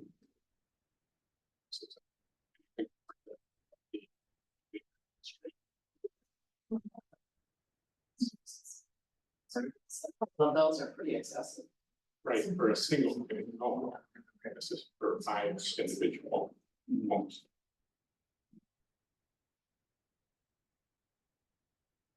All right, at this point, I look at number one is the Coastal Alliance brought in a lot of information over that. We need more time to digest what they brought in, and anything else, but, I think again, from a person who doesn't spend time on the water and so forth, this appears that it's probably the best thing for this part of the river, but I don't navigate that river, so, I have to rely on those who do and so. It seems reasonable to me. At this point. I concur. I think, having some space between the docks for safety of people docking is a great idea. I really appreciate that there's a 60-foot offset on both sides. I wish that 80 feet to 40 feet, but I understand that it can't be. So it is what it is. That's unfortunate. I think it's a great plan. I like the fact that it's a unified single product, a mishmash of capital L's, random angles, made a different material installed at different times by different people. That can look like a pig's breakfast real fast. And the protection of the shoreline is noted as well. And I would just add that small boats are not regulated by our ordinance. So if you've got a small sailboat or a small fishing boat that's under 16 feet, it's not regulated, it's not counted as a boat. Yeah, but you have 5 slips. No. 5 slips mean you have 5 boats. You can't go jamming your 20 and 16 foot into one slip. It says boat slips for vessels, small boat slips, very shallow draft, unimproved beach and shoreline areas used for incidental beaching of such vessels are exempt from the regulations of this article. Okay, so they're gonna be, So there's your jet ski. so you're gonna have a whole conglomeration of. A boat and a jet ski on your limited common element that's no more than 50 feet wide. Maybe 2 jet skis.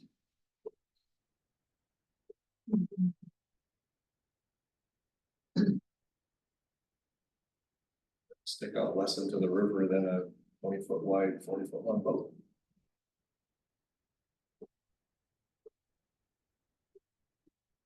This is set up so that one boat can pull to the inside of or they're all on the outside. Right. Why is that? I'm just curious, why is that one walkway setback up? Really just to get a little closer to the cottages, so you can get three of the cottages to actually congregate to a single ramp.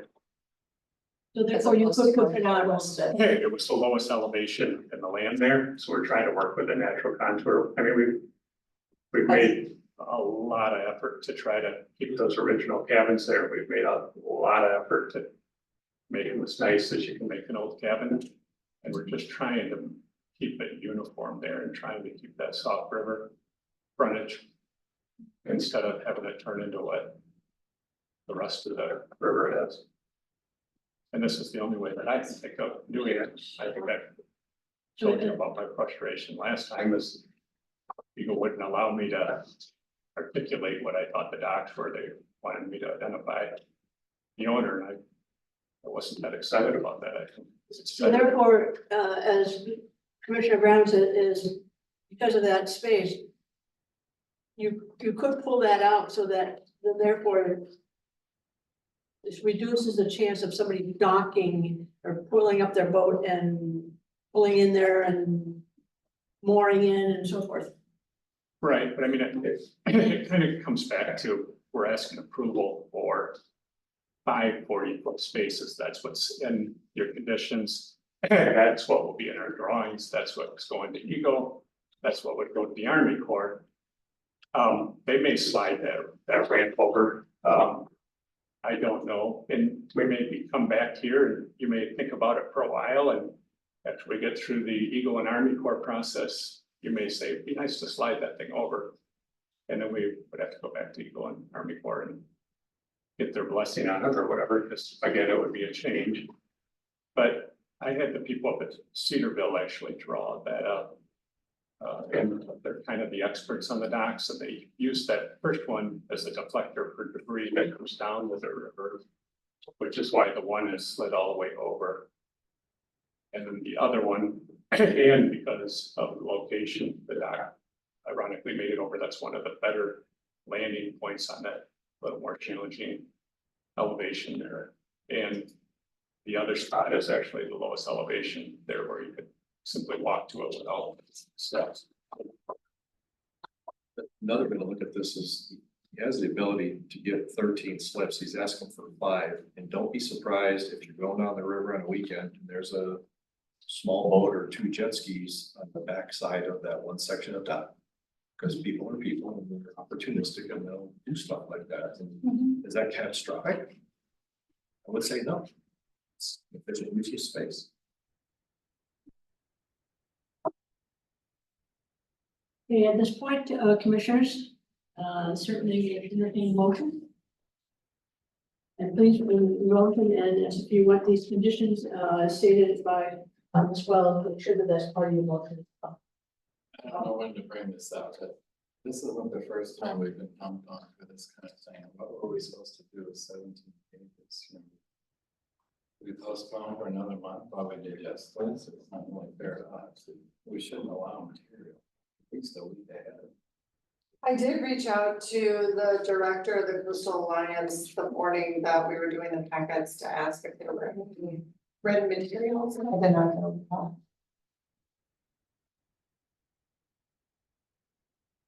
Make a great point. Agreed. Again, commissioners asking for a motion. I motion that we approve as requested without special conditions. Without special conditions, Without additional conditions. Like eliminates. in regards to thinking about this whole document. Except Nothing beyond that. nothing beyond that, okay, I just want to make sure that we're clear, okay. So, I would second that. Mr. Stannis has moved to approve the marina with the conditions as laid out by Ms. Wells. Second, Mr. McFadden. Any further discussion? Mr. Chairman, just a couple of things that were brought up. The no tying boats together. Don't know if that was something, the parallel parking only. They could have in their conduct documents against the rules, but some. And when you spend time in the water, getting someone to enforce white rules that have been in effect for decades is extremely difficult. Just be eyes wide open on that. But shouldn't we be the ones to say that shouldn't be done so that if there were an accident because of it, we have at least said that this is not something that, if a boat owner did that against the rules, and, you know, maybe they weren't caught and they got away with it and 1,000 people got away with it, but it's not something that we condone. We specifically said this is not something that should be permitted. That's fair. The developer said that it was an unpermitted use. I would assume that would be in the condo documents, that it's an unpermitted use. And then if someone did it and there was an accident. Correct. I don't think we have to do that. I don't see why you wouldn't include that in one of the conditions of approval, that there is no tying off or this approval is limited to 5 slips. Right. I would support that. Okay, so then therefore, Level. you want to add that particular statement associated with scope of permitted uses? Is that what you were? Yeah. Saying? Because that's what you have a lot of. Because that's what the developer said the intent was anyway, so let's just be doubly explicit about it. It'll be in the condo documents and it'll be in. Okay, so we'll add that appropriately. Okay, anything else?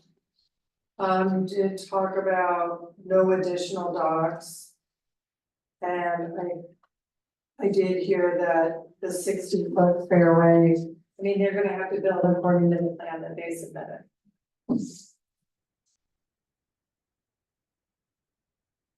Mr. Sanders, okay with that amendment? Those amendments? Yes. Mr. McKay? Okay, so, we have a motion to approve with those amendments. In regards to the conditions that were laid out by Ms. Wells. Any further discussion? All in favor of the motion, say aye. Aye. We probably should do a roll call. Roll call. Ms. Oxman, Yes. Ms. Wilkie, Yes. Ms. Brown, No. Ms. Webster, Yes. Mr. McFadden, yes, Mr. Mills. Yes. Motion passes. Okay, thank you. All right. Thank you. Yeah. Yeah. Now, assume though. We would, music plant, and Boston first. And then Fox. I guess I just want to say, I like you've done, I've done, I just. We have to. No, they want that added.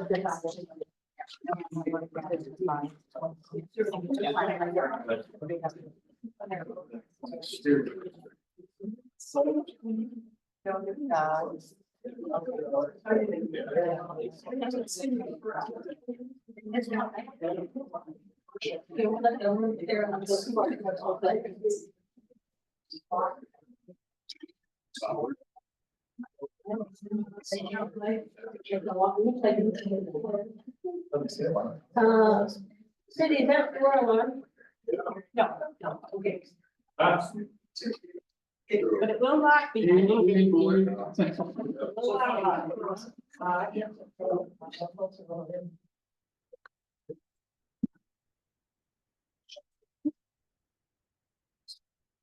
Okay, we're gonna move on to old business.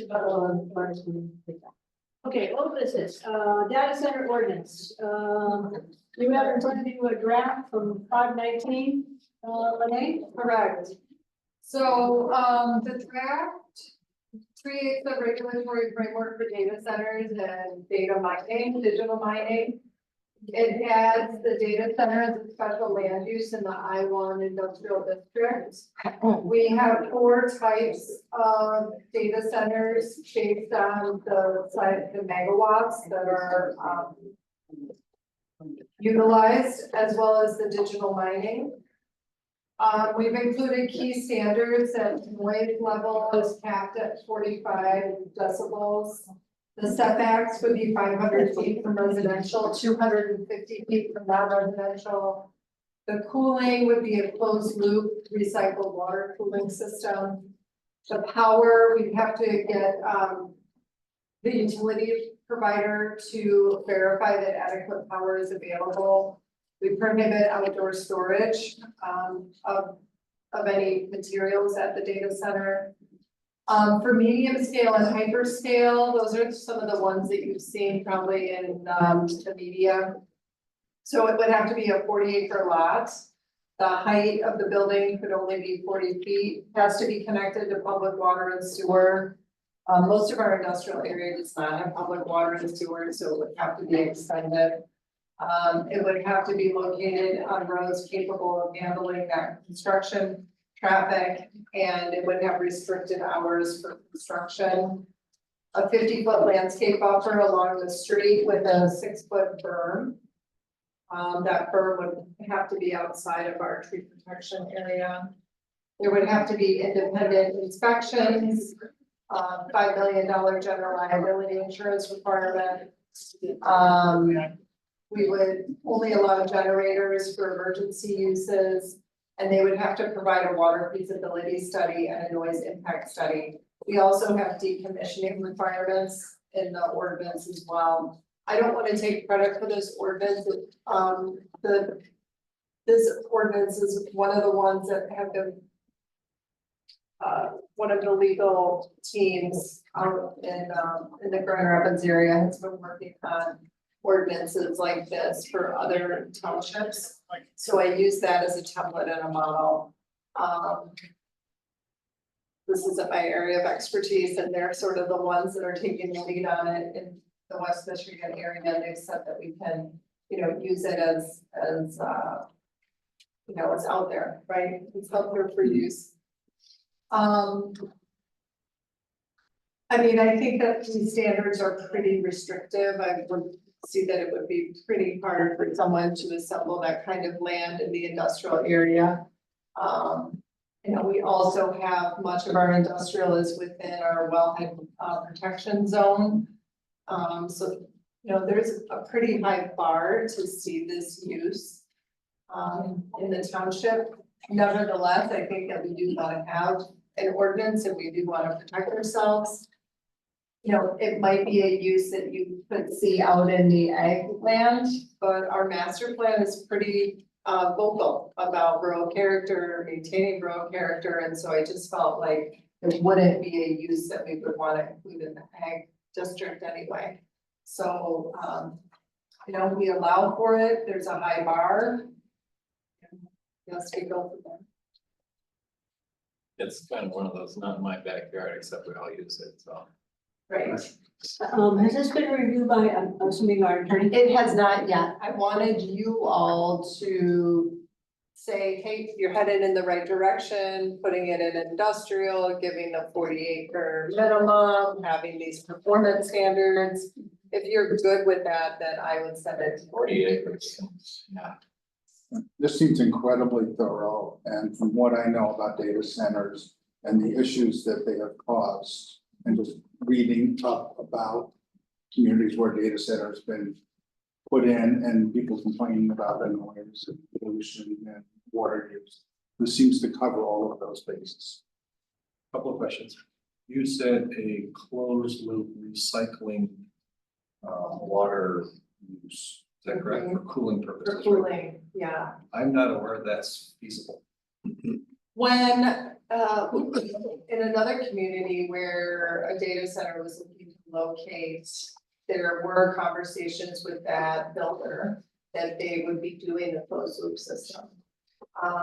Because they're aware of the concerns about, extracting water and not repurposing it. Is this I don't know how Saline Township? That's new.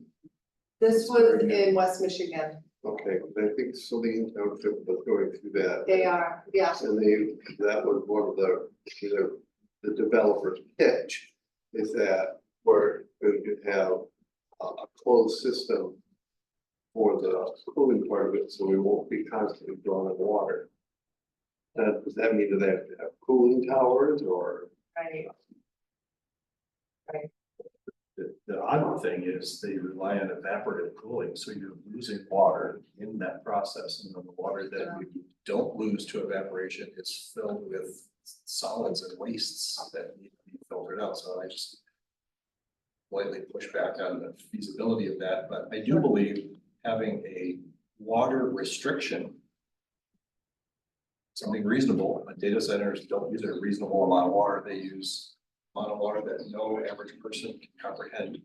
And power restriction to an area would essentially create a very difficult circumstance. As a just numerically, if a data center had solar cells on its roof, it would generate 1% of the power it uses under the own. And solar cells are very efficient. You know, that's the amount of power our local grid would be taxed, and our local water municipality would be taxed if a data center were to go in. And then the last comment is, it's not enough to have a decibel level. It has to also include ultra low frequency decibel level. It might be measured in a different way, but it's the super low frequency humming sounds that drive residents a half a mile away insane. It's not normal frequency, that day-to-day frequency we think of for sound. Do you have a recommendation? No, just I would drill into that, find what that is. It is one of the major complaints too that people have. It's just this perpetual hum that literally drives people nuts. It cuts through walls. It's a frequency that goes through the whole siding and sheet. Unfortunately. So that would have to be added to, I see that in the noise and vibration or something, yeah, that in some language. Yeah, okay, the ultra low frequency, and then how? Can you reword or restate the power max or the water? No, we should have water and power restrictions in place. Like, and there are reasonable amounts of power and water that we would allow to, say, our manufacturer on that land and create car parts. Data centers use. So these have, I don't know that we have a max, but we regulate them. We establish their size based on how much power they take to operate.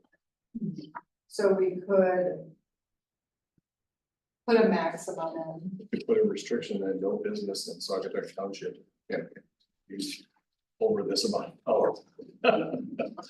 And we should. And so maybe some of these questions, if I can't answer them, I can pose them to the attorney when we give them the draft. There was a comment in there about data mining, respecting the hours from 9 to 5.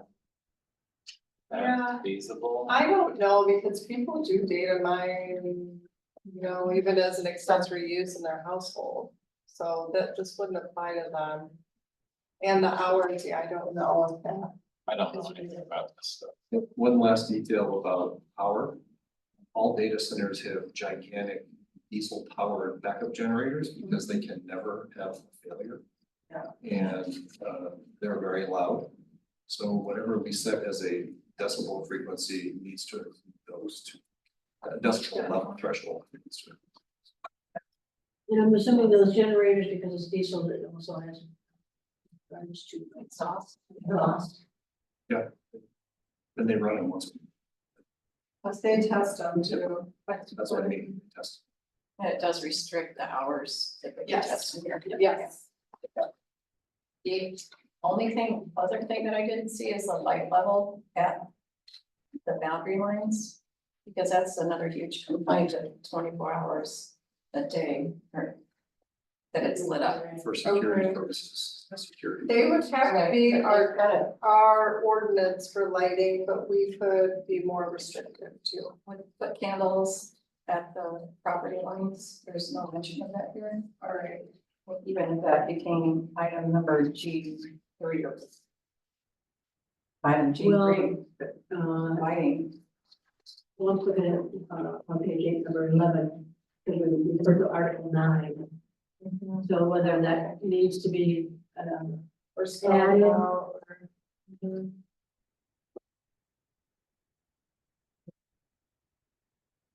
anything else? So I'm assuming you want them, Lene, to make those adjustments, come back. Do we want to look at it before we make the recommendation to send it to the attorney? Or have her make the recommendations and send it to the attorney? I would send it to the attorney and see what comments he has. Yeah, Okay. I'll add some of these that I feel comfortable with, but maybe bigger questions like the power max restriction, water max.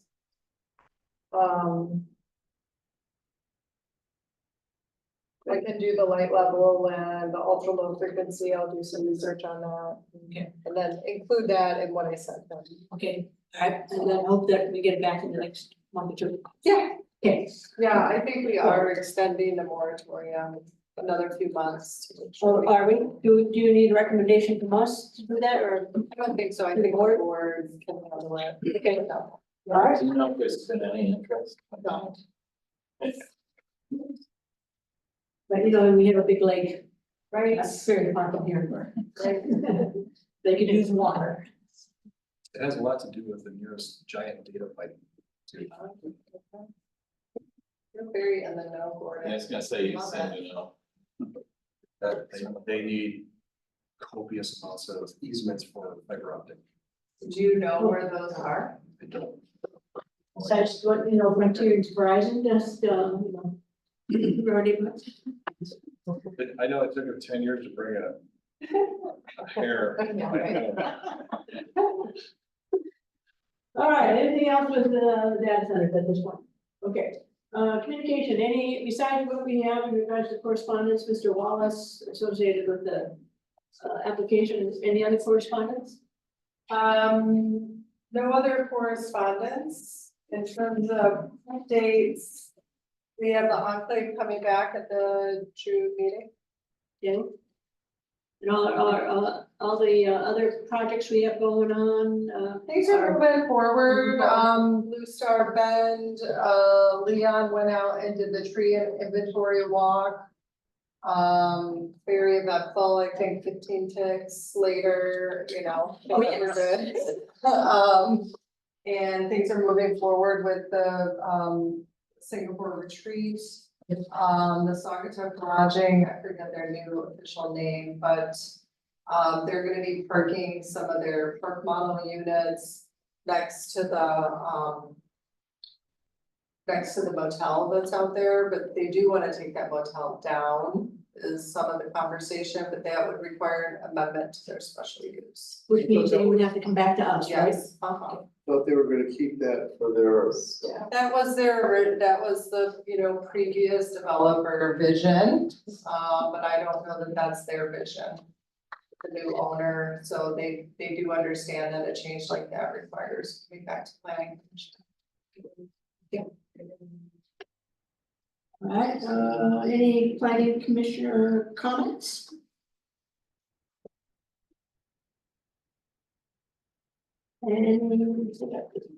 Any township board report? It was a rather quiet board meeting, but the board did approve an amendment to the water requirements that if you have public water available and you have a well, and you sell your house or your well fails, you will be required to connect to the public water. Is that for health reasons or? For health reasons and that, if they have public water, part of the system, they should be assisting the rest of the residents in paying for that system. All right, thank you. All right, this is the time that open the second public comment. Once again, if you would come forward and you may address the commission, we have 3 minutes for individual comments and 5 minutes for the individual speaking as a group. We request that you tell us what your group is. Remember, this is not a question and answer, it's just time that you're able to address your thoughts to the commission. So I will open the public comment and please name and address. Stephen Chase, 3565 Street, Saugus, Michigan. I was gonna comment earlier, I thought this was that other marina, but I would encourage you to put a moratorium on any development that impinges on the traffic and the intersection of 135th, 65th, Blue Star Highway and the bicycle path, pedestrian path. It becomes more dangerous every year. I've already commented on it. Today, I don't know what's going on. I understand they are draining the water from the area so they can put in foundations on this project on 135th, that I think was ill advised. And they blocked off our road. We're on a dead end. We only have one way to get in. Today, there's one lane right now, but during the day, they blocked the entire road. They have some narrow paths through the dune rights. My wife couldn't come in because somebody was coming out, so she had to wait, come back. We are missing deliveries. The trash usually comes on Monday, picks up the trash on Monday. He didn't come, or they didn't come today. If delivery trucks and a trash truck can't get down that road, you wonder if a fire truck and all the attendant emergency vehicles that will come behind it can get down that road. It's a death trap. The intersection's already a death trap. Now, I appreciate that the township has identified it as a priority, but the priority is something way out in the future. The development is happening now. Those mini cabins, the barndominiums, and that condo are going to be up well before this priority comes into being to fix it. I understand you have to work with the state, this and that, but you don't have to approve any more development that will impinge on that already dangerous highway. Let's not wait until somebody dies before we finally do something. You know it's a problem. It's been identified as a problem. So please stop any more development until you fix the intersection. Somebody's gonna die or be seriously injured, and you're gonna wish you fixed the intersection before you let all this development go. Barndominiums, that, how many, well, I know you can't answer questions, but I've heard 65 mini cabins. There's gonna be all kinds of traffic. A lot more cars, a lot more kids on bicycles. I realize it's a problem only in the summer, but that's when somebody's gonna die. Thank you. Thank you.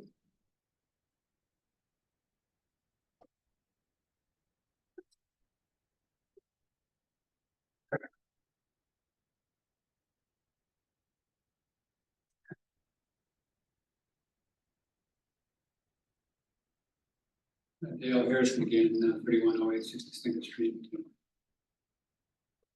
Good evening again, commissioners. You guys have got a lot of rough projects to deal with. I can't help but note that we are having record development in our township.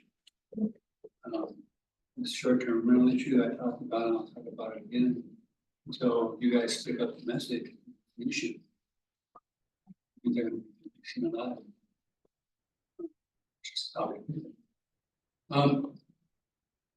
Your planner, David Jurassic, Horizon Community Planning, when you guys were reviewing the planning commission, the zoning changes, you talked about that the audit report determined that the zoning orders did not effectively implement the master plan, did not ensure sense of development, and also inconsistent with the case law in several instances. I want to talk about the case law. Short-term rentals are now a commercial use in a residential nature. Court of Appeals, they're talking about it for many years. Circuit Court Judge Justin Roebuck, Ottawa County recently referred to this issue and used that as part of the basis in Park Township to deny short-term rentals. Last 3 years, we've had 155 new rental units. Which means, for example, Lake County has a cap of around 70 units. We have well over that. If you take a look at the ones that aren't even identified, the naked. We have probably as many that aren't identified, but registered as those that are. So I'm not sure how I can engage you to the point where you feel like it's something that you want to do. If that's with the township board, because the township board in 2014 passed a ordinance under their police policy that totally eliminated short-term rentals from your review. And short-term rentals are land use now. You can say that it's not an ordinance, but bed and breakfasts are a land use. And they're required to have a special approval. It's not been enforced, by the way. Why wouldn't many motel with nobody on board deal with issues? And there are a lot of commercial use allowed in our neighborhoods, in residential areas. I think it's a good question. I don't know what our, it seems like Saugatuck Township is so ingrained in this tourism dollar, this economic base, that they think short-term rentals are just a good idea. We've had chances to put this out for you guys, put the ordinance review 2 years ago. They totally eliminated it from the public review, even though it's a land use. It should be under our code of ordinances, not stuck away in the police protection code where they can secretly or intently ignore the responsibility and protection of property owners. I've gone across this. I was never notified. The zoning administrator did review the applications and it out to the fire department in Morgan. There's no accountability. I would encourage you, if you had the time, this week, look over Lake Township. They're a neighbor. It's up. I'm at the stop zone. Yeah, you are. Well, I know it's kind of, you guys don't want to respond to this, but maybe you do, but when are you gonna respond to it? When are you guys gonna take this issue up and put it on the agenda and just have a discussion? Thank you. You're welcome. Okay, is there anything else, commissioners? Motion to adjourn. Mr. Butler, I'll support. Mr. Manning, all in favor, say aye. Aye. Opposed? Okay, we are adjourned. Thank you. That's the question.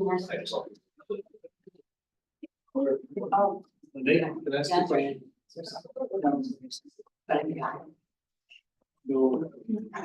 First one. Pardon? Oh, we're putting a garage in the yard that house that doesn't have. Okay, thank you.